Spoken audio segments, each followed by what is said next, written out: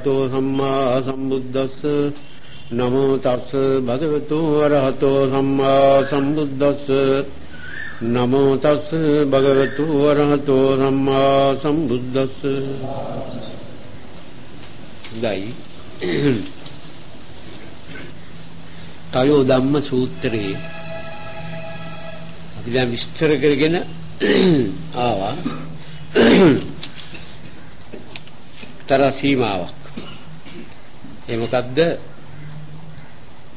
අර අසම්පජඤ්ඤයයි චිත්ත වික්ෂේපයයි කියන තැනට එනකන් අපි විස්තර කරලා තියෙනවා. ඉතින් ওই පද ඔහොම කිව්වට මතකට එන්නේ නැහැ. ඒ කතා කළේ කුමක් නිසා ගැනද? නිරන්තරයෙන්ම ජීවිතේ බලපාන ජීවිතයගේ පැවැත්ම සංවිධානය කරමින් ඒ ASCII নানা ආකාරවල පීඩන ලබා දෙන කාරණා තුනක විග්‍රහයක විස්තරයක මේ ඉන්නේ මොකද්ද? ජාති ජරා මරණ කියන තුන ගැන. එතකොට මේ තුන ලෝකේ පවතින නිසා මේ ලෝකේ ඔය තුන උඩ ජීවිතයගේ පැවැත්ම සංවිධානය වෙමින් নানা ආකාරවල අයිතිවාසිකම් ලබා දෙන නිසා තමයි ලෝකේ ලෝතුරා බුදුවරේ උපදින්න කියන එක මුලින්ම අපි සඳහන් කළා. ඒතකොට එයින් පෙන්නේ මොකද්ද? මේ ක්‍රියාක්‍රමයේ යටතේ ජීවිතය නිසි මගට නැත්තම් දුකින් නිදහස් වෙන්න පුළුවන් මගට බස්සන්න පුළුවන් හරවන්න පුළුවන් ක්‍රමයේ තියෙන බව අර බුද්ධත්වයේ කියන මේ ජීවිත දියුණුවෙන් ඒ උත්තරමයා තේරුම් ගන්න. මේ කියන ක්‍රියාස්වරූපය නොතිබුණා නම් ජීවිතය තුල කවදාක ලෝතුරා බුදුරෙක් උපදින්නේ නැහැ. මොකද ඒක අර විද්‍යාත්මක පදනමක් මත මේක අර Tamanට ඕනෑ පැත්තට හරව ගන්න බැරි නිසා ඉතින් අර බුද්ධියෙන් වැඩක් වෙන්නේ නැහැ. ඒතකොට දැන් අපිට පේනවා මේ කරුණ වලින් පෙන්වන්නේ අපි ජීවිතේ විඳින දුක් අපට ඕන හැටි නිදහස් තියනවා ඒ දුක් වලින් ජීවිතේ බේරලා. ඒ වගේම ඒ ක්‍රමයක් ඒක අස්සේම ඇතුළත් අඩංගු වෙලා තියෙනවා.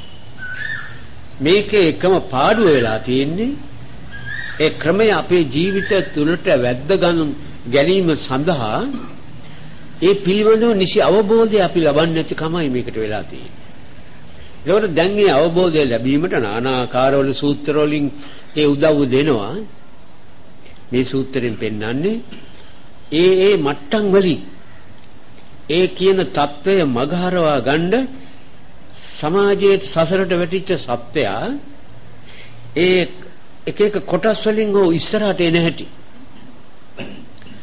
මේ මෙතන දේශනාවේ විස්තරය කරන්නේ අග්ගිස්සෙන් ඉඳලා මුලටයි. මුලින් ඉඳලා අග්ගිස්සට නෙවෙයි. අග්ගිස්සෙන් ඉඳලා මුලට. අග්ගිස්සේ කිව්වේ අර සසර දුකෙන් මිදීමේ නියම අවස්ථාවේ ඉඳලා ඒ සසර දුකට වැටෙන ක්‍රමානුකූල පිළිවෙල පස්සට යවමින් පෙන්වනවා.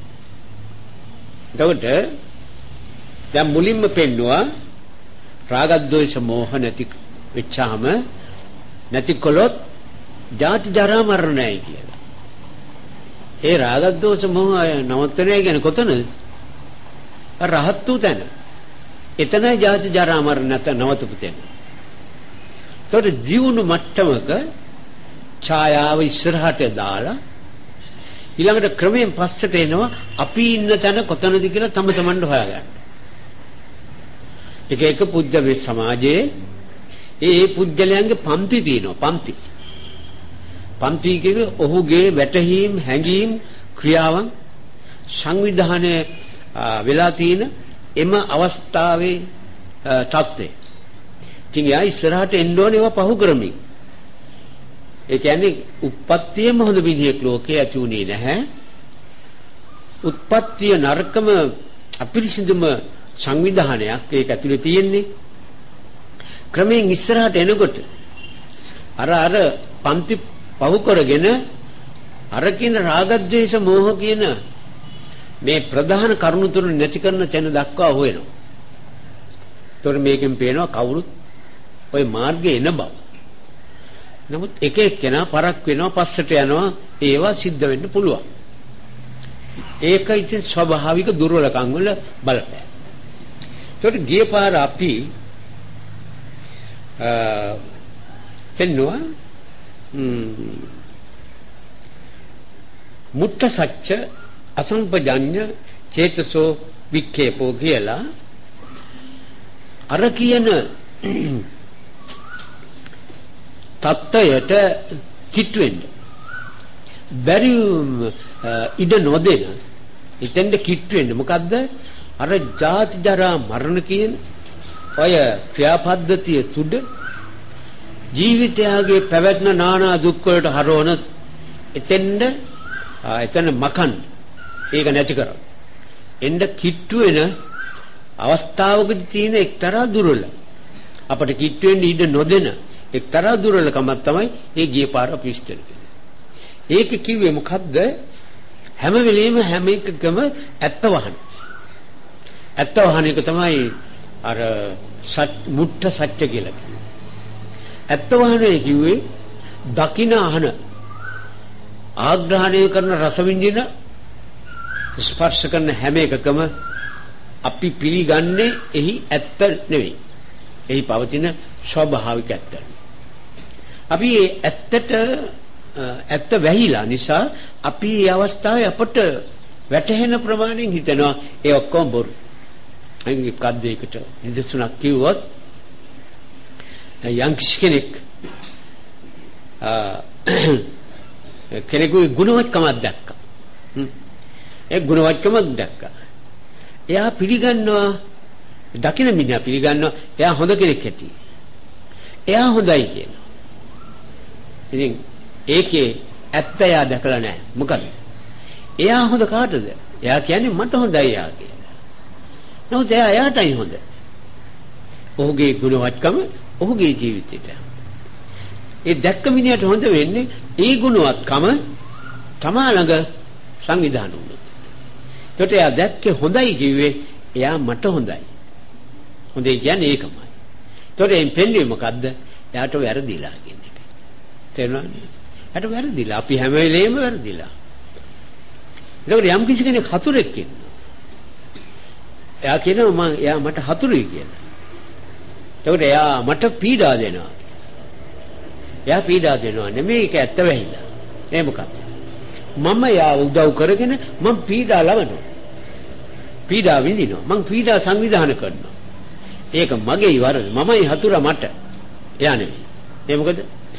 එයාගේ විරුද්ධවාදී සටහන් ඉදිරියට අරගෙන අපි ඒ සටහන් එක්ක විරුද්ධ වෙනවා ගැටෙනවා. ගැටෙනකොටයි මට රිදෙන්නේ.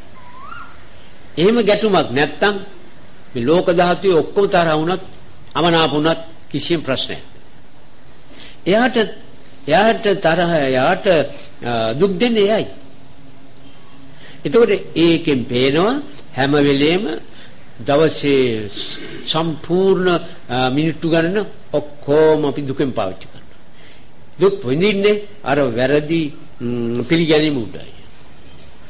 අන්න ඕකයි ඔය ඒ තෙන්න ඉන්න එක්කෙනයි කවදා හරි ඔක්කොම බිඳහෙරලා සම්පූර්ණ සුද්ධියක් ලබන්නේ.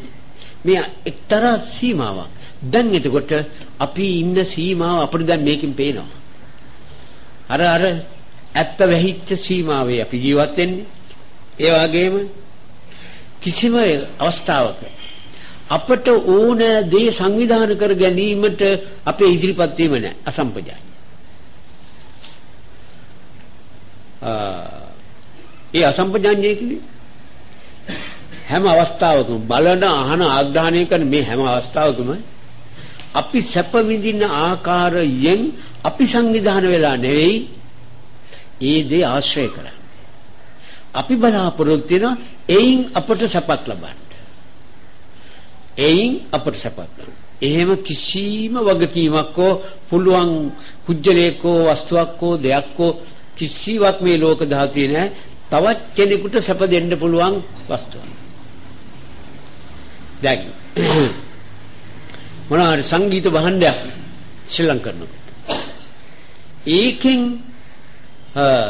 ඒකෙන් සතුටක් තමයි ලැබෙනවයි කියලා හිතන් ලැබෙනවයි කියලා හිතාගෙන අපි එවැනි දේවල් ආශ්‍රය කරනවා. නමුත් ඒ සංගීතමය භාණ්ඩයේ ශබ්දයම ඇතමික් දුක් විඳිනවා. ඒ ඇතමික් දුක් විඳින ඒක යාට මදි හෝ නැත්තම් වැරදි හෝ මොකක් හෝ එක ගැටෙන අවස්ථාව. ඒතොරියා සතුටේ නෑ කියන්නේ. එයා අරක පිළිගන්න. ඒ පිළිගැනීම නිසයි අර සතුට. පිළිනොගැනීම තියෙනවනේ. ඒ පිළිනොගන්නේ කොමක් නිසාද? ඒක ඒ හඬත් එක්ක සම්බන්ධකම් පැවැත්ලා සෞම්‍යත්වය මත කරන යම් කිසි රසායනික ඒ කියන්නේ කාම කොටසක් අපේ ළඟ තියෙනවා. ඒක නිසයි. ඒකට මෙතනින් සැපවින්ද මිසක එතනින් සැපවින්ද නෙවෙයි. ඒතර මේ ඔක්කොම අපිට පේනවා අපි හැම වෙලේම ඒකේ උදව්වෙන් අපට සැප ලබන්න, අර එයාගේ උදව්වෙන් සැප ලබන්න. ඒක අසම්පජාඤ්ඤය කියන්නේ. නියම පරමාර්ථය සාර්ථක කරන අන්දමින් අපි කරුණට එළඹෙන්නේ නැහැ. ඒකයි වෙලා තියෙන්නේ. එතකොට දැන් අපිටම පේනවා ඔය කපල්ලේ ඔය බක්කියේ අපි ඔක්කොම ඉන්නේ. දැන් ඉන්නේ ඔය බක්කියේ. එතකොට ඒක සකස් කිරීම සංවිධානය වෙනකොට ඒ සංවිධානය වෙන පුජ්‍යලයාගේ ලක්ෂණය අර පෙන්නනවා යෝනිසෝ මනසිකාරය කියලා. අයෝනිසෝ මනසිකාරය නෙවෙයි යෝනිසෝ මනසිකාරය. ඉතින් ඒක ඉතින් අර හොයි පැත්තට හැරෙනකොට දැන් මේ අපි කතා කරන්නේ පෞද්ගලිය දේශනාවේ සාරාංශයක්. එතකොට ඒ පුජ්‍යලයාගේ ඒ අසම්පජඤ්ඤ ස්වરૂපේ නිසා චිත්ත වික්ෂේපේ තියෙන එක. චිත්ත වික්ෂේපේ කියන්නේ හැම වෙලෙම කලබලයක් තියෙනවා. ඒ මොකක්ද කලබලය? තමා හිතපේක ඒකෙන් හරියයිද කියන බලාපොරොත්තු උඩ තාම නෑනි කියන හැඟීම ඇවිත් ඒකෙන් කම්පණයටපත් වෙනවා. ඒක වේගවත්. ඒකෙන් අර සිතේ සෞම්‍යත්වය ලැබෙන්නේ. හේතුව ඒ වස්තුවේ තමා අපේක්ෂා කරන කාරණේ ඉටු වේවි කියන හැඟීම උඩ සිතවිලි පහළ කිරීම නිසා මේක රත් වෙනවා. ඒත් සුළු වෙලාව ඒක ගැන හිතන්න හම්බෙන්නේ වික්ෂිප්ත භාවයටපත්. වික්ෂිප්ත කියන්නේ කලබල වෙලා ඉතින් අර ස්වාභාවික සෞම්‍යත්වය හිතෙන් දුර වෙනවා. හැම අවස්ථාවකම තියෙන එකක් ඒක. අපි හැම එකක් කෙනෙක් දිහාම බලා ඉන්නවා හිතනවා ඒ මට ඕන විදිහට ඒක වෙයිද කියලා. මේ සසරේ කවදාකවත් කොතනකවත් වෙලා නැහැ. ඒත් අපි හිතනවා. එහෙම හිතන්නේ මොකක් නිසා? ඒකටත් හේතුවක් තියෙනවා. මේ නියම ක්‍රමේ නොදන්නා තුරු හරි ක්‍රමේ දැනගන්නා තෙක් ඔය වැරදි ක්‍රමේ පාවිච්චි කරන. මොනවා හරි පාවිච්චි කරන්න ඕන නිසා දැන් රෙද්දක් නැති කෙනා කොළ ටිකක් වඩ ඉන වටේ බැන ගන්නවා. එයා මොනවා හරි පාවිච්චි ගන්න වෙනවා. නමුත් කොළ ඇඳලා බෑ සමාජ ජීවිතේ. අන්න ඒ වගේ අර නියම ක්‍රමයේ නොදන්නා පුජ්‍යලයා මොකක් කරේ වෙලාවේ එයාට පුළුවන් සිතිවිල්ලයි ඒ කරන්නේ. මොකද සිතිවිලි නවත්තන්න බෑ. හරියට හෝ වැරදියට සිතිවිලි ගමන් කරනවා. ඒක නිසා වැරදි සිතිවිලිමයි ගමන් කරන්නේ. ඔන්න ගිය පාර දේශනාවේ සාරා. කොහොමද දැන් ඔන්න අපිට අවංකව කියන්න පුළුවන් අපි ඉන්නේ ඔය බක්කියේ. ඔය කොටසේ ශේඛරය ඇතුලේ. ඔය ශේඛරය ඇතුලේ ඔය අපි දැන් මේ ඉන්නයි. මොකද මින් එහාට තියෙන එකේ මේ අය ඉන්නයි කියලා මට කියන්න අවසර නැහැ. ඉඩ නැහැ. පුළුවන් නෑ සාක්ෂි නෑ. ඒ මොකද්ද අද තියෙන දේශනාවේ කියන්නේ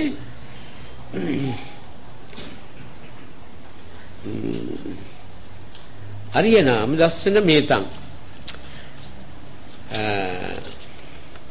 අරිය ධම්මස්ස අස්සෝතුං කම්මිතං උපාරම්භ චිත්තං කියලා ඔන්න පාලි පද වලින් ඔහම කොටස් තුනකට බෙදලා කිව්වා. මොකද ත්‍රයෝ ධර්ම සූත්‍රය නිසා කොටස් තුනකි. ඒ කොටස් තුනේ කිව්වේ මහා ලොකු පොදියක්. අර කැටිකල් අරගෙන කොටස් තුනට බෙදපු හැටි. ඔන්න දැන් මං කව මේ අය මේ ඉන්න මේ පිරිස තවත් මේ වගේ හුඟක් ඇති ඉන්න මා ඇතුළු මේ අය කවුරුත් ඉන්නේ අර කලින් කිව්ව සේකරය ඇතුළේ කියලා. දැන් මේ ඊට පල්ලෙහා තත්ත්වයක් පෙන්නනවා අපෙන්ද ඒ නට්වට එන්නේ ඉස්සෙල්ලා හො ඉන්න තැන. මේ අර කිව් මට්ටමට ඒ පුජ්‍යලයාගේ ස්වરૂප ක්‍රියාපද ස්වરૂප එන්නේ ඉස්සෙල්ලා ඔහු ඉන්නේ කොතනද කියලා. එතන ඉඳලයි එතෙන්ද වැටෙන්නේ කියන එකයි ඒ පෙන්වන්නේ. එතකොට එතෙන්ද නොවැටෙන්න වගේ බලා ගැනීමට එතෙන්ද වැටෙන හැටි වෙන්නපුවාම අන්න නොවැටි ඉන්න පුළුවන් අයිතිවාසිකම් ලබන්න පුළුවන් වෙනවා. මේ කියන්නේ මොකද්ද? ආර්ය ආර්යම්ගේ දර්ශනය. ආර්යම් පිළිබඳව පිළිගැනීම පළවෙන් කියනවා. ආර්යම් පිළිබඳව පිළිගැනීම එයා කොහෙත්ම කරන්නේ. ඒ මොකද්ද? දැන් හොඳ වැඩ, හොඳ වචන, හොඳ ක්‍රියා, හොඳ හැඟීම් ආදී වශයෙන් අපි එක්තරා ශිෂ්ට මට්ටමකට එනකොට අර හොඳ නරක දෙක දිහා බලන ස්වභාවයක් ඒ පුජ්‍යලයා තුල ඒ වර්ගයේ තුල නැත්තම් ඒ දියුණු වෙච්ච පුජ්‍යලයන් තුල ඇති වෙනවා. හොඳ නරක ભેදය. ඒකේ එතෙන්ද ආවේ යම් කිසි සමයක හොඳ නරක ભેදයේ පිළිබඳව කිසිම හැඟීමක් නැතුව හොඳයි කියන කිසි කතාවක් නැතුව වැටහෙන දේ හිතන. එයාට හිතෙන දේ කරන්න හිතන දේ කරනවා. කියන්න හිතන වචන කියනවා. ඒ ඔක්කොම ඔහු විසින් විග්‍රහයකින් යුක්ත උපුටාගත්ත තීරණයක ක්‍රියා නෙවෙයි ඒවා. තීරණයක වචන නෙවෙයි ඒවා. සිතුම් නෙවෙයි. ඒ වෙලාවට යාට හිතන දේ එයා එහෙමයි. ඒක පිළිගන්නේ. ඒත් ඒ පිළිගැනීමේ මට්ටමේ ඉන්න පුජ්‍යලියෝ එයාට කවම දක්වත් මේවා කරන්න ඕන මිනිස්සු ඕවා හැමදාම අර එක මිනිහෙකුගේ එක මිනිහෙක් බීලා යනකොට එක්කෙනෙක් කියලා දෙනවා අනේ මිනිස්සු උඹ මේ බණන් ගිහින් වැටෙන්නේ ලෝකෙම නිරේ කියලා. එතකොට ඒ මිනිහානවලු දිව්‍ය ලෝකේ කොයින්ද මිනිහෝ ලෝකෙම නිරයක් කියලා. මොකද දීපුවා දිව්‍ය ලෝකේ නැහැ කියලා මිනිහා කියන්නේ. එතකොට ඒකේ මේ වර කියන්නේ ගිනියම් වෙච්ච හැලි මොකුත් නැහැ දිව්‍ය ලෝක. දැන් මෙයා බීගෙටත් ඇවිල්ලා. ඒකේ විස්තර අරහොන්සය කතා කරන ඒකට දුන්න උත්තරේ අර જાතිය මේක. එයාලට අයිති දිව්‍ය ලෝක කියලා තීරණය කරා. එතකොට ඒන් පෙන්නේ මොකද්ද? නරකයි කියලා එකක් නැහැ. ඔන්න එතනින් ඒ බීගත් මිනිහා කිව්වේ ඕකයි. නරකයි කියලා එකක්. කෝකත් මිනිහාට ඉඩකඩ තියෙනවනම් නිදහස තියෙනවනම් පුළුවන්කම තියෙනවනම් කරන එකයි. මොනවා තවත්? එතකොට අර සදාකාලික වශයෙන් දිගින් දිගට ජීවිතේ පවතිනවා කියන හැඟීමක් ඒ මිනිස්සු තුල නැහැ. එයාලා ළඟ තියෙන්නේ උපන්න මරුණා ඉවරයි. එතකොට මරුණා ඉවරයි කියලා ඒ මට්ටමේ පුජ්‍යලිය තුල තියෙන අතර ඒ වර්ගයේ පුජ්‍යලයන් විසින් හදාගත්ත ඇදහිම් වලක් තියෙනවා මරුණා ඉවරයි. නමුත් ඒක ටිකක් කර ඇදහිමට ගෞරවයක් වශයෙන් එක තැනක ගිහින් යා නවතිනයි. ඊට පස්සේ යා මුකුත් වෙන්නේ නැහැ. නරක කළා නම් නරකමයි, හොඳ කළා නම් හොඳයි. ඒ අර වර්ගයටයි එයාගින්න ඒ පන්තියේ තත්ත්වය පෙන්වන්නේ. ඒ පන්තියේ ඒ අය විහිං හදාගත්ත. දැන් එලාගේ ඇදහිලි ක්‍රමවල තියෙන්නේ අරිට එක්වෙච්ච මතයයි. දැන් වැඩි ප්‍රදේශවල ඒ අය ගෙත් තියෙනවා මේ ශාන්ති ක්‍රම. වැද්දාගෙත් තියෙනවා ශාන්ති ක්‍රම. ඒක සාමාන්‍ය සමාජයේ ශිෂ්ට සමාජයේ විසිනුත් හදාගත්ත ශාන්ති ක්‍රම තියෙනවා. වැද්දාගේ ශාන්ති ක්‍රමයේ තියෙන්නේ මොකද්ද?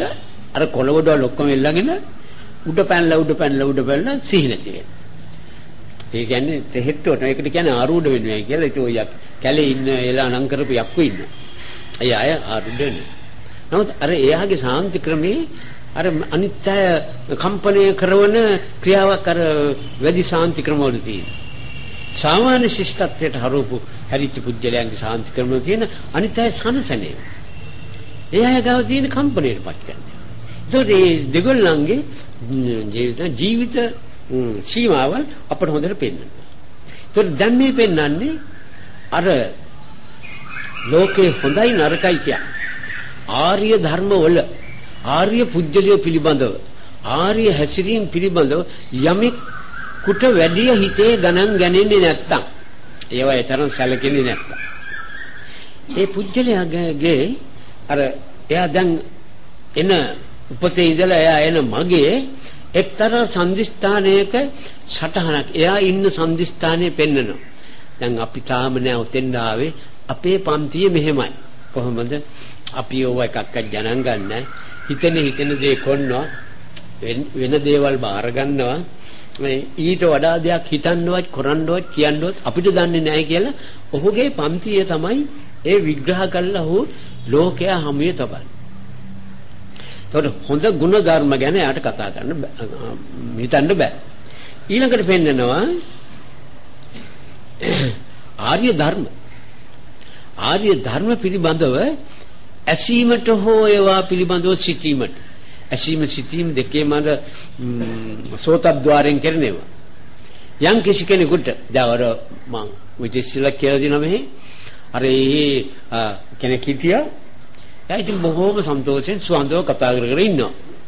එයාව එලවන්න ඕන නම් කවුරු හරි මොකක් හරි ධර්මයක් ගැන කතා කරන්නේ නැත්නම් ජාතක කතාවක් හරි පටන් ගත්තොත් ඒ බ්‍රහ්මදත්ත රජුරෝ මේ කාලේ මෙහෙමයි ඒ කාලේ බෝධිසත්ව මං ගිහින් එන්නම්කෝ කියලා විජහට දොට්ට වයින්.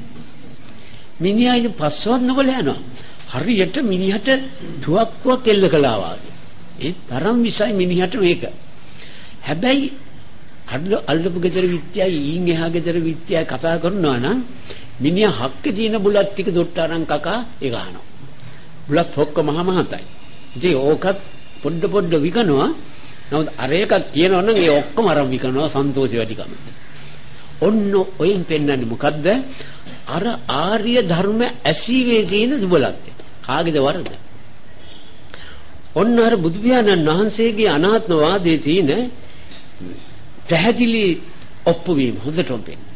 ඒ මොකද මෙයා ළඟ මේ පුජ්‍යලයා ගාව අර ශබ්ද අර විග්‍රහයන් අර විස්තර අර ආරංචි උරා ගන්නා ශක්තිය මෙයා ගාව නැහැ. ඒක කාම ශක්තියේ නැත්තම් කාන්දමේ එක්තරා යෝගයක්. ඉතින් මේ දැනගන්න ඕන අපේ ළඟ අපේ කාන්දම් වල අපේ ජීවිතය ඇතුලේ තියෙන කාම ශක්තිය වල යෝගවල සංයෝගවල තියෙන බලපෑම් තමයි මේ හැම වෙලාවකම ඒක එපා මේක ඕනේ අරක නම් හොඳයි මේක නම් හොඳ නැහැ. මේ ආදී වශයෙන් මේ කතා කරන්නේ කවුද? පුජ්‍යලයාගේ ජීවිතය තුළ තියෙන කාම ශක්තියේ විවිධත්වය යෙපෙන්න. ඒකට මේ කාම ශක්තියේ විවිධත්වයේ සංයෝග බලය. ඒ විවිධත්වයේ සංයෝග වෙනස පෙන්නනවා අර්ථේ. අර පුජ්‍යලයා ගාව අර වචනවල තියෙන අර්ථය එක්ක සිතුවිලි මිශ්‍ර කරගන්න ඒක උරා ගන්න කිසිවක් මෙයා ළඟ නැහැ. ඒ කියන්නේ අවදි වෙන්නේ නැහැ. මේ හැම වෙලේම අපේ මේ අවදියක් ඇතුලේ කෙරෙන්න ඕන. දැන් අවදියක් කරේ කියන්නේ දැන් සමහරුන්ට නානා භාණ්ඩ වර්ග තියෙනවා. ඒවා සෙල්ලම් කරනකොට ඒවෙන් එන ශබ්ද වලට මහා පුදුම ප්‍රබෝධයක් ඇති වෙනවා. දැන් ඔය ඒක උඩරට බෙරේට නැහැ. දැන් පාතරට බෙර ගහනවානේ මගුල් බෙර වලට මේ කොයිද පිරිත්තන් වල මගුල් බෙර ගහනවා. සමහර ඉතින් තොইলුලත් බෙර ගහනවා. ඔය කොයි අවස්ථාව වුණත් බොහෝ දුරට මේ ස්ත්‍රී පක්ෂයට ආවේශ වෙනවා, හූ කියනවා, කෑ ගහනවා, නටනවා, දඟලනවා, අර මගුල් බෙර ගහනවා. ඉතින් කවුරුත් කියන්නේ ඔය මගුල් බෙර ගහනකොට දෙවිවරු වඩිනවානේ. ඔය දෙවිවරුන්ට බයේ අර යක්කු දඟලනයි කියලා ඉතින් තීරණය දෙන්නේ. නෙමෙයි, ඒ මොකද්ද වෙන්නේ? අර පාපරට බෙරේ තිනවා අර ඒකේ බේසික් එක ගොරෝසු කොටස බොහොම සැරයි. ඒක වැඩිච්චාම පපුවට ප්‍රබෝධ මේ වේගය නගිනවා වැඩි සිටේ. තේරුණානේ? වේගය නගින. ඒක උහුලන්න බෑ. ඒක ඉතින් ඇස කරනාස ඔක්කොන්ට පැතිච්චාම අරයා දඟලන්න පටන් ගන්නවා. ඒකයි වෙන්නේ. එහෙමනම් උඩරට බෙර ගහනකොටත් එහෙම වෙන්න එපා. නෑ, ඒක නිකන් ටන්ටොන් ගන්න නිසා ඒකට අරක බොහොම ගොරෝසු අඬක් නිසා අර කම්පණය වෙනවා. ඉතින් ඒකෙන් තමයි ඒ ජීවිත තත්ත්වය ඒ තත්ත්වයට එන්නේ. ඒ මොකද්ද අර සබ්දයත් එක්ක වැඩ කරන කම්පණය වෙන ශක්ති ස්වરૂප ශක්තිය ළඟ තිබෙච්ච නිසා. එහෙම නැත්තම් කවදාකවත් ඒක වෙන්නේ නැහැ. දැන් සාමාන්‍ය මේ බොහොමයක් ශ්‍රී පක්ෂයටයි ওই රෝගේ හැදෙන්නේ. එතකොට ඒකෙන් පෙන්නේ මොකද්ද? ඒ දේ උරා ගැනීමට අප ළඟ ඒ ශක්තිය තියෙන්න ඕන. ඒ ශක්තිය නැත්තම් ඒකෙන් ඉරෙන්නේ නැහැ. එතකොට අපිට තියෙන්නේ ශක්තිය හදන්න ඕන ඒ උරන තත්ත්වයට. එතකොට මේ ශක්තිය හදන්නේ කොහොමද කියන එක ප්‍රශ්නයක් මෙතන. ඒ ශක්තිය හදන්නේ නිකන් හැදෙන්නේ නැහැ. මේ විදිහේ ඒකේ ආදීනව යම් කිසි දවසක කනින් අහලා හෝ නැත්තම් යම් කිසි උපකාරයකින් දැනගෙන හෝ යම් කිසි ආදර්ශයක් පිළිගැනීමට සිදුවීමෙන් හෝ කොහොම හෝ අරකේ වරද පෙනෙන්න ඕනේ. කවදා පෙනෙයිද දන්නේ නැහැ. කවදා පෙනෙයිද දන්නේ. එයා එහෙම පෙනෙන වෙලාවල් වල නවත්තන්න බොහොම අමාරුයි. ඉතින් බොහොම ලොකු අමාරුවකින් කලක් යනකොට තමයි හිමින් කනේ වැටලා හිමින් සකස් වීමක් වෙන්න ඕන. ඒතකොට ඒ සකස් වීම වෙන තුරු එයා මේ වැදගත් වචන එක්ක කිසිම සම්බන්ධයක් නැහැ. ඒ සම්බන්ධකම එයා සම්පූර්ණයෙන්ම තුරන් කළා.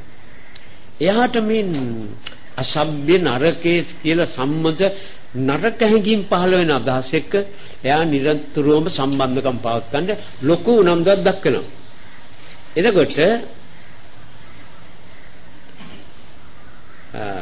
ඊළඟට උපාරම්භ චිත්තං කියලා. උපාරම්භ චිත්තේ කියලා කිව්වේ ඔය පුජ්‍යලයාගේ නිතර දෙවේලේ එයා පිළිබඳව කරන කාරණයක් සිද්ධියක් ක්‍රියාවකුයි මේ උපාරම්භ චිත්තේ. ඒ මොකද්ද? එයා හැම වෙලේම එයාට සාප කරනවා. එයා හැම වෙලේම එයාට සාප කරනවා කිව්වේ හැම වෙලේම තමාට එයා දොස් නගනවා. තමාට නෙවෙයි. තමා කතා කරන්නේ එල්ල කරන්නේ බාහිරයට. නමුත් එයා ඒකේ දෝෂේ පැවරෙන්නේ එයා තුලමයි. ඒ මොකද්ද? මෙච්චර අපි ඉන්නවා. අර අහවල්ලු මෙහෙමයි ඉස්සරීටි. උන් කොහොම හරි ඔලිවස් මේ අපේ ළමයින්ට නැත්නම් අපේ දරුවන් මේ කීය දරුවන්ට දොස් කියනවා, නෑදෑයින්ට දොස් වෙනවා. මේ නෑදෑය ගැන හිතනකොට ඔවුන් තමයි අපිව කෑවේ. එදා ඉඳලා අපිව නැති කරන්න හුනියම් කළා, පිල්ලියව අරවම නොයික් කියලා. ඊළඟට ආශ්‍රය කරන යමෙක් ඉන්නවනේ. ඔයා ඔහොම හිටියට ආව කී දවසක් අමාරුයි. හැම වෙලේම එයා මේ ලෝකෙට දෝෂාරෝපණ කරන කෙනෙක්. ඒ මොකද? ඒ දෝෂාරෝපණය තමාගේ අයිතිවාසිකම මත කියන්න කෙනෙක් නැති නිසා, Tamanda දොස් කියන්න බැරි නිසා ලෝකෙන නිරන්තරයෙන් දොස් කියනවා. නිරන්තරයෙන්ම දොස් කියනවා. ඒ දොස් කියන්නේ මොකද? අර පැවතුම් නිසා. හොඳ කරුණක් එක්ක එයාට සම්බන්ධ වෙන්න බෑ. හොඳ දෙයක් එක්ක තමාගේ ජීවිතය සම්බන්ධ කරලා සැනසෙන්න එයාට පුළුවන් කමක් නැහැ. මේ දෙක උඩ ජීවිතයට ලැබෙන අයිතිවාසිකම් දෙකක් තියෙනවා. ඒකෙන් බේරෙන්න බෑ. ඒක අනිවාර්යයෙන්ම ඒක සිද්ධ වෙනවා. ඒ මොකක්ද? හැම වෙලේම සතුටෙන් ඉන්න බැරි, අසතුටට නිතරම සිටිවිලි දමන, අසතුට සිටිවිලි එක්ක ගිලෙන ගතියක් අර පුජ්‍යලයා තුල තියෙනවා. ඒ පුජ්‍යලයා තුල මොකද යාට සැනසෙන්න මගක් නැහැ. හැම වෙලේම නොසැනසුම් පැත්තෙන් හිතන නිසා නොසැනසෙන තත්ත්වයක් මෙයාගේ ජීවිතේ හැම වෙලේම උදා වෙනවා. ඒ උදා වෙන ඒ නොසන්සුන්කම උඩ ලැබෙන වින්දන වලටයි අරයා බනින්නේ. මොකද්ද බනින්නේ? අර මිනිස්සුන්තර කාලය ඇඳලා ඉන්නවා මේ මිනිස්සයාට ඇස් දෙකෙන් දැක්ක හැටි ඒක උහුලන්න බෑ. ඒ මොකද්ද? මට සැනසෙල්ලක්. ඒකයි එයා කියන්නේ. ඒ සැනසෙල්ල නොසැනසෙල්ල එන පැති අර හිමින් යම් ලකුණු කරන්නේ. ආවලා ඔහොම හිටියට අපිට එක්ක හිතවත්කමක් එයාගේ කිසිම හිතවත්කමක් නැහැ. අර ඇත්තෝ මෙහෙමයි. ආවල්ලු අපිට කොලේ මේකයි. මේ ගෙදර ඉන්නවා මේ එවුන් ටිකක් උන් මාව කණ්ඩමයි හදන්නේ. ආදී වශයෙන් හැම නිමිත්තක්ම මිනිහා රිදවනවා. නිමිත්තේ රිදෙන ගතිය නෙවෙයි. එයාගේ සිත හැම වෙලේම හරියට අර වනේ වාගේ. අර බුදුහාමුදුරුවකට ඔය ප්‍රශ්නෙත් මතුවුණා එක අවස්ථාවකදී ඒ වනයක් වාගේ. ඒ වනයේට හුලම් පාර වැදුනත් දැන් පොඩ්ඩක් හුලඟ තදින් වැදුනත් වනේ රිදෙනවා. යම්තම් මොහකාරය හැප්පෙනකොට රිදිලා. එයාගේ සිත වනයක් වාගේ. ඒ වනේ කිව්වේ රිදෙන තත්ත්වයටයි ඒක සකස් වෙලා තියෙන්නේ. වනේ කියන්නේ පැහැවච්ච තැන. ඒතකොට ඒකට මුකුත් ජය වෙන්න බෑ. ඒ වගේ හැම වෙලේම සිටිවිලි වල තියෙන්නේ රිදෙන දේවල් මතුවීම. ඔයගේ ඇතුලේ නැහැ මොනම සපත් දෙන අදහසක්වත් මතුවෙන්න කිසිම පුළුවන්කාරකමක් නැහැ. අන්න ඒක නිසා බැලුවත් රිදෙනවා, ඇහුවත් රිදෙනවා, කතා කළා රිදෙනවා, මොනවා වුණත් රිදෙනවා. අන්න ඒ පුජ්‍යලයා දැන් මේ ඉන්න අයට වඩා එහෙන් ඉන්නේ කෙනෙක් නිසායි වේල පහින්ම මේ අයව මම බේරගත්තේ අර එක කොටුවට දාලා. එක සීමාවකට දාලා. මොකද මේ අය ඉන්න සීමාව හවල් එක. මමත් ඇතුළේ ඊළඟට අර විදිහේ තත්ත්වයක් නැති බව පේනවා. මේ අය තුල සාක්ෂියක් හොඳට ඔප්පේනවා. මේ ධර්මය අහන්න, ධර්මයට අනුව දිවි පෙවත ගෙනියන්න, ඒට උඹනා කරන උපක්‍රම යොදා ගන්න බොහෝම ලොකු උනන්දුවක් තියෙන පිරිසකුයි මේ තරම් මහන්සි වෙන්නේ මේ දේශනාවට කම් දෙන්න. ඒකෙන් පෙන්නන්නේ මොකද්ද? අර මේ සීමාව නෙවෙයි. අර ආර්ය හැඟීම් එක්ක ආර්ය දර්ශන, ආර්ය ශබ්ද වලට ප්‍රිය කරන තත්ත්වය මෙයයි තියෙන්නේ. ඔය ඔතෙන් ඇවිල්ලා තියෙන්නේ කොහෙන්ද? පුළුවන් තරම් ජීවිතයට බැටකාලා নানা ආකාරවල පරීක්ෂණ පවත්ත නොයේ උපක්‍රම යොදලා අන්තිමට පරාජය වුණු පැත්ත උනාට පස්සේ තමයි අන්න නියමතෙන්ට වැටෙන්නේ. එතකන් අරකයි මේකයි নানা ඒවා එක පොරකකා ඉන්නවා. ඒ පොරකන සමයත් අර සමයෙන් බේරෙන්න හදන සමයක්. සමහරු එක ආකාරයේ ජීවිත පාවිච්චි කරනවා. සමහරු සමාජයට සේවය කිරීමට කියලා යොමු වෙනවා. සමහරු ඒ ගමම් බිමන් වන්දනාගම নানা ආකාරවල පටලෝගෙන දඟලමින් ඒ දඟලිල්ල කරන්නේ මෙන්න මෙතෙන්ට වැටෙන්න. එහෙම දඟලලාම ඕනෙන්ද අර පුංචි ළමයාට ආගම උගන්වන්න ඉස්සෙල්ලා ඔය බුදුගේ පෙන්වන්න යනවා. අර ජාතක කතාඹල තියෙන ඒවා පෙන්නනවා. අන්නේ ඒවා අහමින් ඒවත් එක්ක හිත සම්බන්ධ කරමින් තමයි පුංචි දරුවා හිමින් බණ අහනවා කියන දෙයට එන්නේ. අර පුජ්‍යලයක් අර කියන ආර්ය සම්බන්ධයක තියෙන විරෝධය නැති කරගන්න ඉස්සෙල්ලා යා සිරිපාදයයි දඹදිව 15 පාරක් වඳි අනුරාධපුරේ සිල්ගන්නේයි මෙහි සිල්ගන්නේ යා. ඒ මොකද මෙහි වටින්නේ නැහැ. එයාට තනියෙන් බයෙන් හැංගිලා කාටවත් නාඳුරන කෙනෙක් ඉන්න ඕනේ. මොකද එයාගේ වැඩක් ඒ කරනවා එයා රහසේ. අර අතනින් මෙහාට පැන ගන්න හදනවා. ඒ පණින වෙලාව දැක්කොත් මිනිහට ලැජ්ජයි. ඒක නිසා හොරෙන් සිල් ගන්න අය ඉන්නවා. ඉතින් මම දන්නේ කී දෙනෙක් ඉන්නවා, කීප දෙනෙක් ඉන්නවා. එයා සිල් ගන්න අවුරුද්දට දවසද කොහෙද? එක සැරේයි. ඒත් අනුරාධපුරයේ ශ්‍රීමා බෝධිනාථිකා. ඒ ලොකු තැනකට යන්න ඕන. නැත්නම් සිල් හිටින්නේ ඇලෙන්නේ නැහැ. ඉතින් ඔන්නෝම ඒ මොකද? එයාට දොස් කියන්න බෑ. එයා එහෙම යන්න ඕනේ.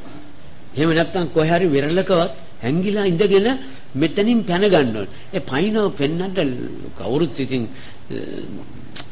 තමයිගේ ගෞරවයට කැමතිනේ. ඒක නිසා සතුටු නෑ පෙන්නන්නේ. ඒක නිසා හැංගිලා සිල් අරන් අර පෙල්වනාට පස්සේ අන්න එනවා ඉස්ස සමාධිය. ඒක නිසා දැන් මේ අයට මේ කාටත් සතුටු වෙන්න පුළුවන්. දැන් ඒ භයානක සීමාවල් ඒවා. ඒවෙන් පන්න ගන්න හරි අමාරුයි. නමුත් ඒ සීමාවල් මේ ඒ සීමාව කවුරුත් පැනලා තියෙනවා. ඒ පැනපු බවට සාක්ෂි ඉතින් මේ ඉස්සරහට යන්න දැන් ඉතින් ලේසි. මොකද ඒක මේ එල්ලිලා යනකොට අහු වෙනවා මේ කියන ධර්ම කොටස්.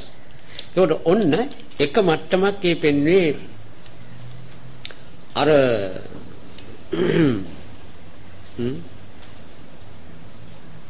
දැන් මේ කියන මේ පුජ්‍යලයා තව ඉස්සෙල්ල තව පුජ්‍යලෙක් මේ පුජ්‍යලයාම උිට වඩා පහත් මට්ටමක ඉඳලයි ඔය කියන තැනට අවිල්ලා තියෙන්නේ.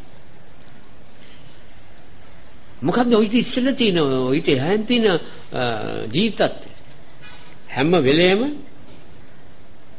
අසද්ධ්‍ය නෑ උද්දච්චං අසංවරං දුස්සීලා උද්දච්චං අසංවරං දුස්සීලා ඔන්න ඔය කිව්වේ අර ආර්ය සම්බන්ධතාවය චීන මේ සම්බන්ධතාවයක ඈත් මේ එකමුතු වීමට කැමැති ආර්ය වචන ශබ්ද කතා කිරීමට ඇහිීමට අකමැති ඒ වගේම නිතරම තමන්ගේ ජීවිත තත්ත්වය ගැන දොස් කියන මට්ටමට එන්නේ ඉස්සෙල්ලා ඔයා හිතිය මට්ටමක් තියෙනවා. ඒ මට්ටමේ ඉඳලා මෙතෙන්ට පැනලා තියෙන්නේ. ඒ මට්ටමේ තමන්ට දොස් කියන්නේ අය. මොකක්ද එයාගේ තියෙන්නේ? උද්දච්චං අසංවරං දුස්සීලං කියන මේ කෑලි තුනක් එයාගා වැඩ කරනවා. කෑලි තුනක්. උද්දච්චය කියන්නේ මොකක්ද? හැම වෙලෙම දැන් ඔය සාමාන්‍ය දලාව තියෙන බල්ලෝ දිහා බලපුවාම හැම වෙලෙම බල්ලාගේ ඔන්න දිහාවකට හයියෙන් යනවා. ඊළඟ ටක් ගාලා නවතිනවා. නැවතිලා වටපිට බල ආපහු හිටපො දැන්න දුවගෙන. දුවගෙන ඇවිල්ලා ඔන්න පොඩ්ඩක් කසනවා. කසලාට උඩු පෙළියට පෙන්ලිලා නිකම් බුරනවා. මේ රාජකාරී ගොඩක් ඒ බල්ලට තියෙනවා. ඒ උද්දච්චය කියන්නේ මොකක්ද? නිරන්තරයෙන් සිතවිලි පනිනවා විවිධ ආකාරවල නිමිති වලට. ඒක පුජ්‍යලයේ වරදක් නෙවෙයි. එයා ඉන්න ජීවිත ගමනේ කියවම සසර ගමනේ එන ගමන් ඔහු විසින් පසු කරන එක්තරා පන්තියක් ඒ. දැන් ලෝකේ මිනිස් සමාජයේ ඊටම බිහිසුණු වැඩ කරන ඊටම දරුණු වැඩ කරන පුජ්‍යල විශේෂයෙකුත් ඒ මිනිස් ශිෂ්ට සමාජයේ අසින්නවා. ඒකට ඒ අය ඒ විදිහේ වැඩ කරන්නේ යම් කිසි භයානික ජීවිත රටාවක් ගෙනිනවා නම් ඒ මොකද? හැම වෙලේම නොසන්සුන්කමක්. සිතේ තියෙන එකයි මේ උද්දච්චය කියන්නේ. නොසන්සුන්කම කියන්නේ මොකක්ද? එයාට සල්ලි නැතුව හෝ කෑම නැතුව ඒක නෙමෙයි. ජීවිතය ඇතුලේ යම් කිසි 10ක් මතු කරනවා. හැමිසේ ඔළුව කසනවා වටපිට බලනවා নানা ආකාරවල ඒ පුජ්‍යල දිහා බලා ඉන්නත් නරකයි. මොකද සමහර විට පැන්න ගමන් ගහන්නත් පුළුවන්. මොකද බලා ඉන්න කියලා අන්නත් පුළුවන්. මේ බොහොම බිහිසුණු ජීවිත රටාවක් ඒක. හැම වෙලේම නොසන්සුන් කිව්වේ එයාගේ සිතුවිලි එකමුතු වෙලා එක එල්ලයක් ඔස්සේ ගමන් කරන්න එයාට ජීවිතය ඇතුළෙන් ඉඩ දෙන්නේ නැහැ. ඒ ඇතුළෙන් ඉඩ දෙන්නේ එයා ළඟ තියෙන කාම ශක්තිය ඒ විදිහේ කාෂ්ඨක රෞද්‍ර තත්ත්වයක් උදා කරලා දෙන කාම ශක්තියක් එයා ළඟ තියෙන. ඒන් පෙන්වන්නේ මොකක්ද? සසරට වැටිලා අපි දැන් මේ කතා කරන්නේ මිනිස්සු ගැනයි. ඒ ත්‍රිසං සමාජයේ හැඩයෙන් වෙනස් වූ එක විතරයි නැත්තම් තිරසං ගතිය තාම මිනිහා ගාව තියෙන්නේ. හැඩය වෙනස් වීමට තරම් යම් කිසි දියුණුවක් එයා ළඟ තිබුණා. ඊට හේතුව ඒ වර්ගයේ මෞපිය પરම්පරා ඉන්න නිසා. ඒතකොට ඒ වර්ගයේ තැනකයි එයාගේ උප්පත්තිය ලබන්නේ. ඒ උප්පත්තිය ලැබුවට පස්සේ ඒ පරපුරෙන් එන්නේ නොසන්සුන් සිද්ධීන්මයි උදා වෙලා එන්නේ. ඉතින් මෙයාට සංසුන් වෙන්න තනියෙන් බෑ. එයා ඒ නොසන්සුන් කමෙන් උන්ට ඔහොම කළාමදී අර නොහෙක් ඒවා එන්නේ අර එයාගේ ළඟ තියෙන නොසන්සුන්කම නිසා. ඒ නොසන්සුන්කම එයාට මේ ලෝකෙට පාවිච්චි කරන්න පුළුවන් උනේ එවැනි පරපුරකුත් ලෝකේ තියෙන නිසායි. ඒ පරපුරට ආවේ මෙයා ඒ සංයෝගය ඔහු තුල තියෙන නිසා. එතකොට ඒ සංයෝගය පාවිච්චි කිරීමේදී ඕනෑම කෙනෙකුට පේනවා අනේ මේ අත්ත විඳින දුකක්. හැම වෙලෙම ඒ කියන්නේ රාජපුරුෂින්ද බය හැංගෙන සංවිධානය ළඟ තියෙන්නේ හැංගෙන්න සිද්ධ වෙලා තියෙනවා හැම වෙලෙම ගැස්සීමකින් බයෙන් වටපිට බලනවා ඒ වගේම හැම කාරණයකදීම එයාගේ බයක් එක්ක ජීවත් වෙන පුජ්‍යලේ ඒ බය මොකක් නිසාද එයාටම කියන්න බෑ එයා මොකටද බය වෙලා තියෙන්නේ නමුත් හැම වෙලෙම තිගැස්සීකින් හැම කෙනෙක්ම අවිශ්වාසයකින් හැම දෙයක්ම අවිශ්වාසයකින් ආදී ඔය චිත්ත වික්ෂිප්තයක නැත්තම් සිතේ උද්දච්චය කියන්නේ පණින ගතිය නිතරම සංවිධානය කරන ශක්තිය අර කාම ශක්තිය ළඟ තියෙනවා. ඉතින් ඒ කාම ශක්තියයි මේ පුජ්‍යලයාව මේ මට්ටමට දැම්මේ. එසේ දාන ඒ නිරන්තරයෙන් ඒ මට්ටමට ක්‍රියා කරන සිතක් ඇති පුජ්‍යලයාට වෙන්නේ මොකද්ද? නිරන්තරයෙන්ම දුස්සි අසංවර ස්වરૂපයක් යාගේ ජීවිතය ඇතුළේ. අසංවරය කියලා කිව්වේ මොකද? කිසිම දෙයක එයාට දැන් අසකන නාසය දිව ශරීරය කියන මේ ඉන්ද්‍රියන් පහක් පිටින් තියෙනවා. ඇතුලෙන් ඉන්ද්‍රියක් තියෙනවා මොළය මනෝ ධාතුව කියලා. මේ ඉන්ද්‍රියන් සියල්ලම ෂඩේන්ද්‍රියම කිසිම සංසුම් ස්වභාවයකින් වැඩ කරන්නේ නැහැ. ඒකට එක කරුණක්. දැන් ඔය ඒ වර්ගයේ පුජ්‍යලයකට ටිකක් වෙලා කතා කරගෙන හිටියොත් ඒ වර්ගයේ පුජ්‍යලෙක්. ටිකක් වෙලා යනකොට කල්පනා හිටියොත් දැනෙයි මම එන්නේ නිකන් විරෝධ මත ඉදිරිපත් කරනවා. ඒ විරෝධ මත ඉදිරිපත් වෙන්නේ අර එයා හැප්පෙන්න බලන්නේ. හැප්පෙන්නේ මොකද යාට? එයාට හැප්පෙන්න ඕනේ නැහැ.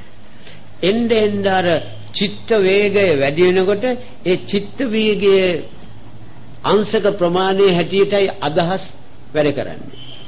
තේරෙනවද? අදහස් වැඩ කරන්නේ ඒ අංශක ප්‍රමාණයට. එතකොට චිත්ත වේගයේ අංශක එන්න වැඩි වෙනවා මේ පුජ්‍යලයාගේ පාලනයෙන් තොර වූ අන්න ඒකට කියනවා අසංවර කියලා.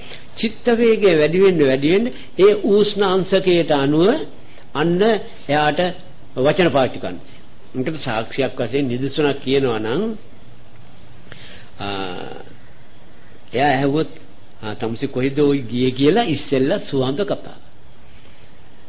ඊළඟට එයා ඒ කතා කරනවත් සමගම එයාගේ චිත්ත වේගය අර රත් වීම වැඩි නිසා නගිනකොට ඊළඟට අර සුවඳ ශබ්දය ටිකක් කිලුටු කරලා කතා කරන. කොහෙද තමසලා අපි දැක්කත් අහක බලාගෙන යනවා. අර ඉස්සෙල්ලා හොඳ සුවඳයි ඊළඟට දැන් හැප්පිල්ලක් යනවා. එලා ඔහොම තමයි ඔය හරියනකොට එන්න නගනවා. ඒ මොකක් නිසාද කිව්වොත් අර පුජ්‍යලයාගේ ජීවිතය ඇතුලේ තියෙනවා ඒ ඉක්මනින් අංශක ගන්න රත් වීමට නගින ගතියක්. ඒ කාම ධාතුවේ වර්ධ. ඒක මේ සත්තුන් ගාව තියෙන එකක්.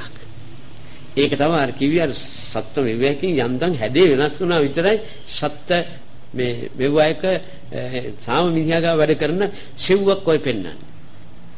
ඒතකොට ඒ සෙව්වේදී එයාට වෙන්නේ මොකද්ද? කිසි කෙනෙක් එයාට සහාය පිණිස පවතින්නේ ගෙදෙට්ට එනකොට ඒ ගේකට එනකොට කැමති නෑ. මොකද අවුලක් හදාගෙන මිනිහා යන්නේ. නැත්තම් ගෙදර කෙනෙකුට මොනවා හරි අවුලක් මොකක් හරි දෝෂාරෝපණයක් කළා. එයා ගිය තැන රිදුම්. ඒ රිදුම් දෙන පුජ්‍යලයා උනේ අර යාගේ අසංවර චිත්ත තත්ත්වය නිසා. අයියෝ අවාසනාවන්ත පුජ්‍යලයා ගැන අපි ওই ධර්ම න්‍යාය දන්න කෙනෙක් එයාට දොස් කියන්න එයා ගැන අනුකම්පාව උපදවනවා. තව කොච්චර කල් යයිද අර නියම සැනසෙ යම්තම් සැනසෙන මට්ටමකට බයි. හැම වෙලේම නොසන්සුන්කම. ඒ ඔය ඉතිහාසය බලනකොට හිතපොය රෞද්‍ර වර්ගයේ මිනිස්සුන්ගේ ජීවිත රටාවල් දිහා බලනකොට හොඳට තේරුම් ගන්න පුළුවන්. එයාගේ හැම වෙලේම පිච්චෙන ගතියෙන් ඉපිච්චලා. ඒතකොට අර අතීතයේ සසරට වැටලා එන ගමනේ අර සුළු වෙනසක් වෙච්ච බව විතර පෙන්වනවා හැඩෙන්. නැත්නම් අර සාමාර සප්ත ස්වરૂපෙමයි එයා පාවිච්චි කරන්නේ. ඊළඟට ඒකේ අවසානයේ පෙන්වනවා ඒ මට්ටමේ අවසානයේ පෙන්වනවා දුස්සීලයි. දුස්සීලයි කියලා කිව්වේ මොකද? තමාගේ වචනය තමාව සනසන්නෙත් නෑ අනුන්ව සනසන්නේ. තමාගේ ගමන බිමන ආදී ශාරීරික ඉරියව් එකක්වත් එයාට සංසුන් නැහැ. අර ගැස්සිලා බැලිල්ල ඉක්මනින් වේගවත් ඒ ක්‍රියාවට යෙදිල්ල පොඩ්ඩ පහු වෙනකොට බොහොම කේන්ති යන ගති මේ ඔක්කොම පෙන්වන්නේ අර දුස්සීලකමේ අන්තය. මොකද එයාගේ සිත හැම වෙලේම දූෂණය වෙලා නිසා සීලන තත්වයක ඒකේ පවත්වන්න බෑ. ඒ සීලන තත්වය නැත්තේ අර දූෂණ කරන ගති වලින් යුක්ත පැවතුම් නිසායි. ඒ පැවතුම් සංවිධාන වෙන්නේ එයා ළඟ තියෙන කාම දහසේ තියෙන නොදියුණුකම නැත්තම් සුද්ධකම අඩුකම නිසායි. ඒතර දැන් මේ කාරණා ගැන මේ අය අහනකොට පෙනෙයි අනේ අපි ඔය කියන සෙව්වෙන් අයින් වෙලා දැන් ඉන්නේ අපි අර ඉස්සෙල්ලා කිව් සෙව්වේ නේද? අපිට නම් තල් වෙලා යන්න පුළුවන්. අර ජාති ජරා මරණ දැන් පරක් වෙලා නෑ අපි. හැබැයි අතනින් පැන්නේ කවදාද කොයි කාලෙද අපිට කියන්න බෑ. මොකද පැනලා තියෙන බව මේ ආර්ය ධර්මයේ එක්ක සිට ජීවිතය සම්බන්ධ කරන් තියෙන කැමැත්තත් ඒ වාගේ මේ ආර්ය ධර්ම වල අගය සිටීමත් ඒ වාගේම තමන්ගේ ජීවිතය පිළිබඳව තමන් උදන් අනන නිසා අය අතන යද්ද සාප කරනවා කියන්නේ මේ උදන් ගන්නවා. අනේ අපිට මේ ප්‍රමාණෙත් හොඳටම ප්‍රමාණයි. දැන් අපි සැනසෙලා ඉන්නේ කියන කතාව බොහෝ දෙනා කියන. අන්න යා ජීවිතයට සාප කරන්නේ ඇයි? අර ආර්යයන් පිළිබඳව හැඟීම තියෙනවා. ආර්යයන් කිව්වේ හොඳකම පිළිබඳව හොඳ දෙයක ජීවිතේ මිශ්‍ර කරන්න හදනවා.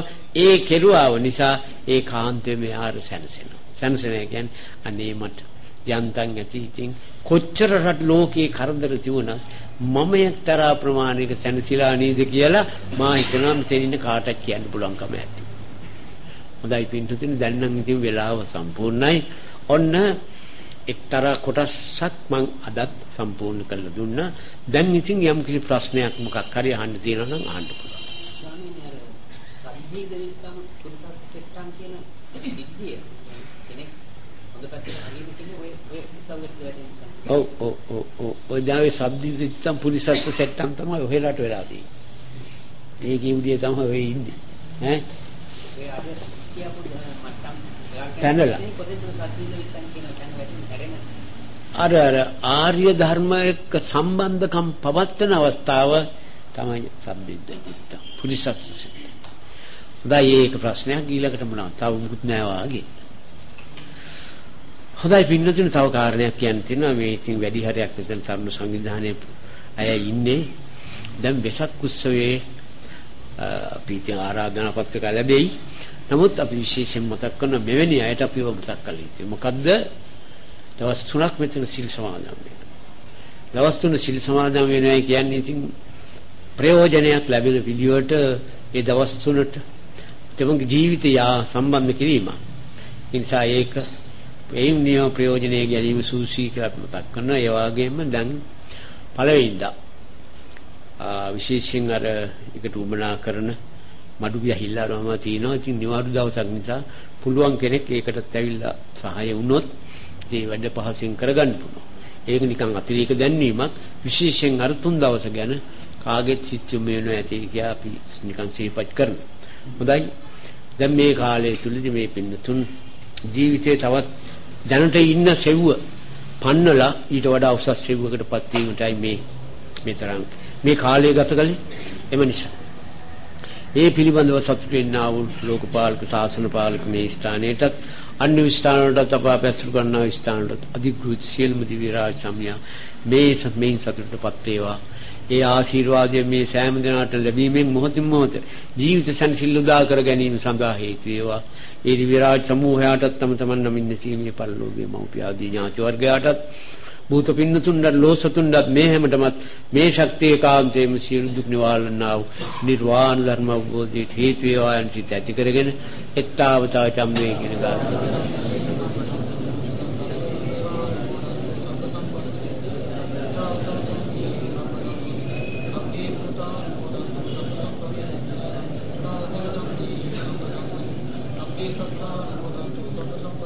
ආකාශට්ටාජ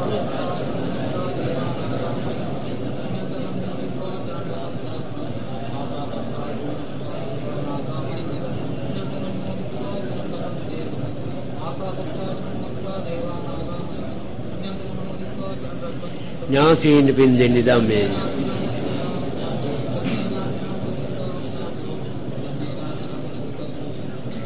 සමතම නිවන් සුව ලැබේවා කියලා ප්‍රාර්ථනා කරමු.